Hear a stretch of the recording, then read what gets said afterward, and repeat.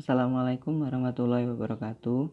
Di sini saya, Garda Satria Pinayungan, dari kelas Pancasila B, program studi Teknik Pengairan, Fakultas Teknik Universitas Brawijaya.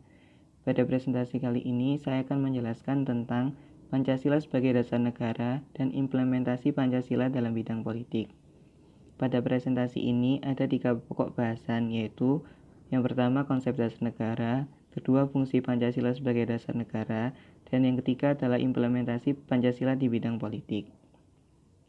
Bahasan yang pertama adalah konsep dasar negara. Dasar negara adalah pedoman hidup bernegara atau suatu norma dasar bagi negara yang bersangkutan. Dari dua konsep tersebut dapat diartikan jika dasar negara menjadi norma tertinggi di suatu negara dan dasar negara harus ada dalam syarat suatu negara itu berdiri. Pancasila sebagai dasar negara artinya Pancasila sebagai dasar untuk mengatur penyelenggaraan pemerintahan negara. Pancasila menurut ketetapan MPR nomor 3/MPR/2000 merupakan sumber hukum dasar nasional. Bahasan selanjutnya yaitu fungsi Pancasila sebagai dasar negara. Yang pertama, norma-norma yang mengharuskan Undang-Undang Dasar mengandung isi yang mewajibkan pemerintah dan lain-lain penyelenggara negara memegang teguh cita-cita moral rakyat yang luhur. Kedua, sumber semangat bagi UUD 1945, penyelenggara negara, pelaksanaan pemerintahan. MPR dengan ketetapan MPR nomor 18/MPR/1998 telah mengembalikan kedudukan Pancasila sebagai dasar negara Republik Indonesia.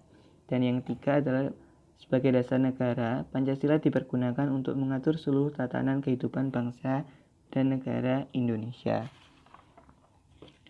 Selanjutnya, bahasan yang terakhir adalah implementasi Pancasila di bidang politik. Implementasi Pancasila dalam pembuatan kebijakan negara dalam bidang politik dituangkan dalam Pasal 26, Pasal 27 ayat 1, dan Pasal 28. Pasal-pasal tersebut merupakan penjabaran dan pokok kedaulatan rakyat dan kemanusiaan yang adil dan beradab yang masing-masing merupakan sila keempat dan kedua Pancasila. Kedua pokok pikiran ini adalah landasan bagi kehidupan nasional di bidang politik di negara Republik Indonesia.